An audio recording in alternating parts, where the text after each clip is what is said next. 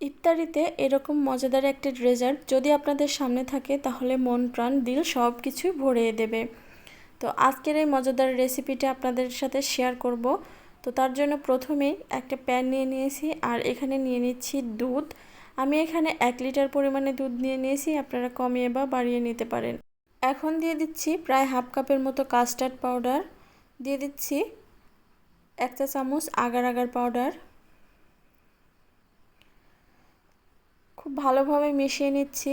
ঠান্ডা মানে চুলার জ্বালা, এখন কিন্তু আমি চুলাটা জ্বালাইনি, ঠান্ডা থাকা অবস্থায় এটা খুব ভালো করে মিশিয়ে নেবেন। পরিমাণ মতো চিনি দিয়ে দিচ্ছি। খুব ভালোভাবে এটা যখন মিশে যাবে তখনই চুলাটা অন করে দেবেন। অন করে 2 থেকে 3 মিনিট জ্বালালেই এটা কিন্তু ঘন একটা পেস্ট তৈরি হয়ে যাবে। 3 থেকে 4 মিনিট এটাকে জাল করে নিয়েছি, এর চেয়ে বেশি জাল করা যাবে না। এরকম যখন ঘনত্ব আসবে তখন এটা নামিয়ে নেবেন। তো আমি চুলা থেকে নামিয়ে নিয়েছি আর ঘনত্বটা ঠিক এরকম হয়েছে, দেখে নিশ্চয়ই বুঝতে পারছেন। এখন যে গ্লাসে আমি সার্ভ করব সেই গ্লাসটা রেডি করে নিচ্ছি। এখানে একটা টাওয়েল দিয়ে দিচ্ছি, গ্লাসটা এভাবে বাঁকা করে রাখছি।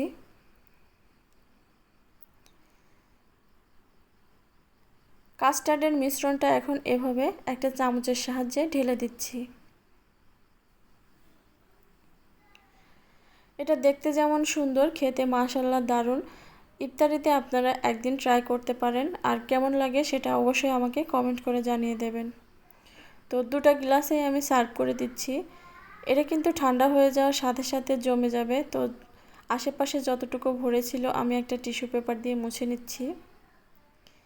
তো এভাবে ঠান্ডা হওয়া অবধি রেখে দিব।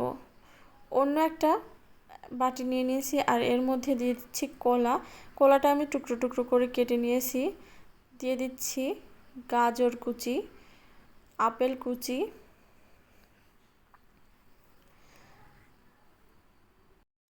এখানে আমি আমার পছন্দ মতো কয়েকটা ফ্রুটস নিয়ে নিয়েছি। আপনারা আপনাদের টেস্ট অনুযায়ী, মানে যে যেরকম ফ্রুটস পছন্দ করেন সে সেরকম ফ্রুটস দিয়ে দিতে পারেন। তো আমি কয়েকটা ফ্রুটস নিয়ে নিয়েছি, আপনারা যে কোনো ফ্রুটসই এখানে নিয়ে নিতে পারেন। এদিকে এগুলো ঠান্ডা হয়ে যাওয়ার সাথে সাথে সেট হয়ে গেছে। এখন ফলের মিশ্রণটা এর মধ্যে দিয়ে দিব।